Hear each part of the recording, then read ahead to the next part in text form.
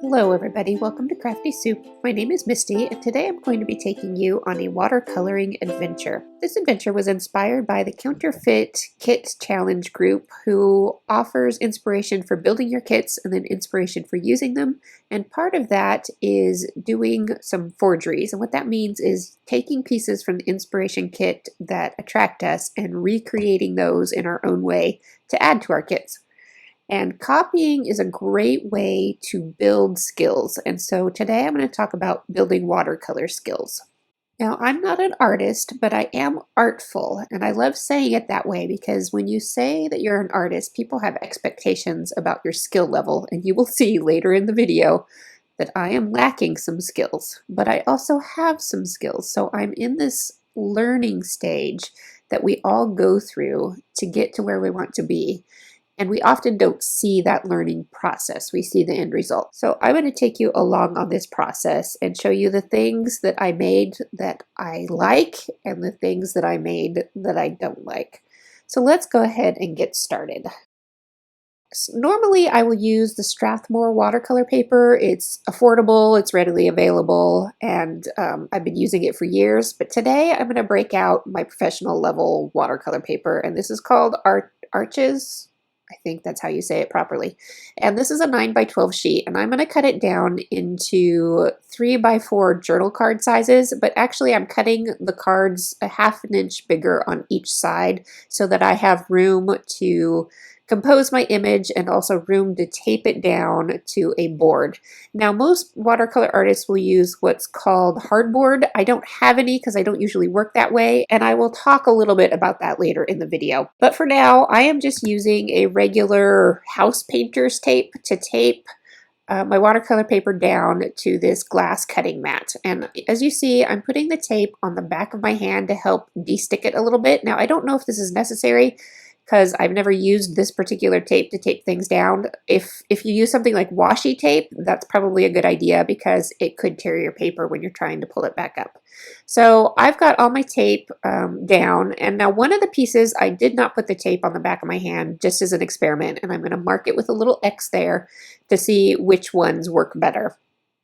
I'm going to wet my watercolor palette with a spray bottle. This is usually how I start working. I've got a dirty towel, that's my paint rag, and I just throw it in the washer when it needs cleaned up, and it's stained and ugly, but it works for what I need.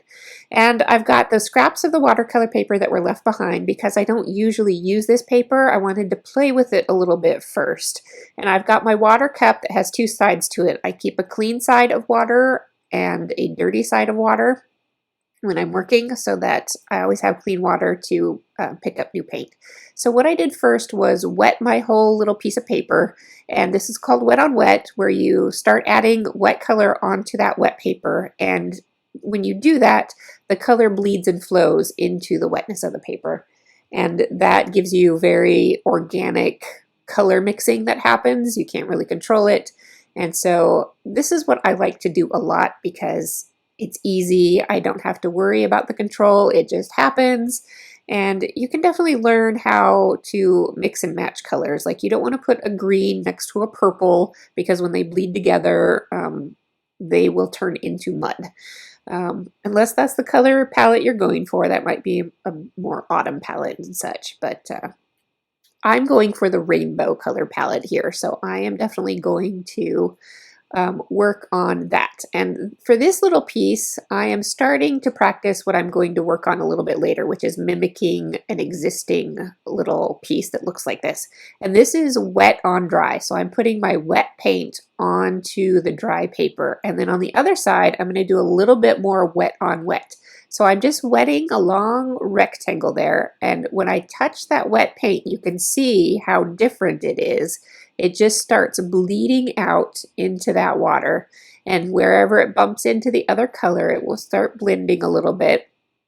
And here you're going to see me add the red, and whoa, that red is so much stronger than the other one. So I am using my brush, I dry it off on the towel, and then I kind of touch it back to the wet paint, and it helps soak up that paint.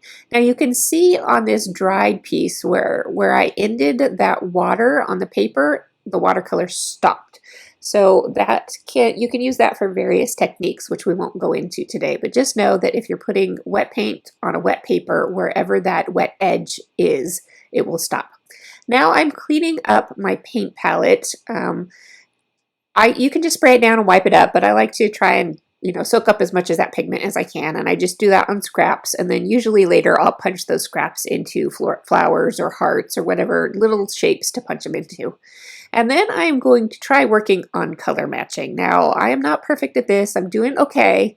Learning some things about, what is a cool tone, what is a warm tone, how do you get there, those kinds of things. And while that's a little more complicated to go into than I'm going to focus on today, you can see me here just experimenting with mixing colors together to try and get the tones I'm looking for. One important thing to know about watercolor is that when it dries, it dries back, which means it lightens in color when it dries. So here I'm trying to match the color while it's wet, and that wasn't quite the best way to go about that. I should have made the shades just slightly darker when they're wet because they do dry back, and I didn't really think about that when I was color mixing, so that's okay. This is part of the learning process, and I can give you that tip now, so maybe you can keep it in mind. Okay, on the left side of the screen, you will see the inspiration image from the Counterfeit Kit. Now, this is a kit from Coco Daisy, I believe. If I'm wrong, I'll put a note on the screen. But it was full of watercolor elements, and so I am trying to mimic some of those.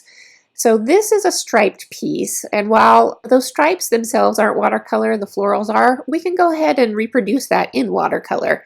And I'm using my color palette, not their color palette, because I used some embellishments from the kit that I put together based on the Counterfeit Kit Challenge kit build. And you can find that video in the show notes or up above and follow that. Okay, so the stripes were good, the rainbow splotchies were good.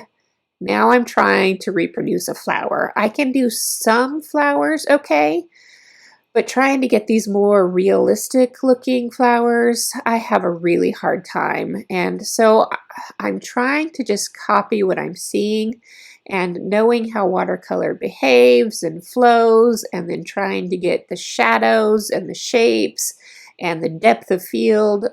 It's a lot. I'll be honest, it's a lot, and I don't do a great job with it. But I'm going to show you. I'm going to show you. This is really where I'm at in my process of watercoloring. Now, some things I can do beautifully, and some things no. Like, for example, and I'll put that link in the show notes, I painted a champagne style bottle for New Year's, and I was very happy with that painting. It wasn't perfect, but I was really happy with the progress that I've made in terms of shadow and shading and depth and getting the dimension into round objects and such. So I'll put that link in there if you want to see something that is a little more complicated that I do feel good about. So just know that, when you're learning something new, it's going to be hard. You're going to make things that you hate. And that was part of my nerves about using this watercolor paper, because it's about twice the price of the Strathmore cheaper watercolor paper. And so when I hate something and I have to throw it away and recycle it or whatever, most likely I'll just punch random shapes out of it. Like I said, hearts and stars and things like that. And those make for fun embellishments. So I don't actually have to throw it away, but it's so hard when you want something to work out and it doesn't. Okay, let's move on. So this final piece I'm doing here is just this kind of random wash of color on the background. Now I can tell some things about this background that I didn't actually do, which is it was probably a little bit of wet on wet. It was probably multiple layers, and I'm not doing that. So I'm doing a wet on dry, and I'm just doing one layer, and I'm not changing up the tones of my colors. But that's okay, because I'm doing what I want. And then to finish off these journaling cards, I did hit them with my heat gun so that they would be completely dry, because like I said, wherever wet paint is touching something else wet, it's going to bleed and do weird things, especially if one paint is much wetter than another. If the paint on your paper started to dry, you'll get some interesting results. Now, those can be fun, but they can also be discouraging if that's not your intention.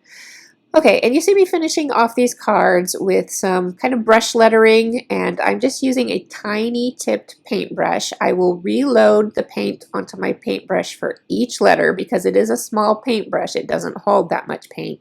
And what I've noticed about this particular brand of watercolor paper is that it's much thirstier, which means it soaks up that water a lot faster than my other paper did. Okay, so those were my journaling cards done. Now I'm taking a little bit of a step back. That card that I started doing my color swatching on, I decided not to recycle it. I want to just use it and turn it into something. So I am doing a little bit more of that brush lettering on here.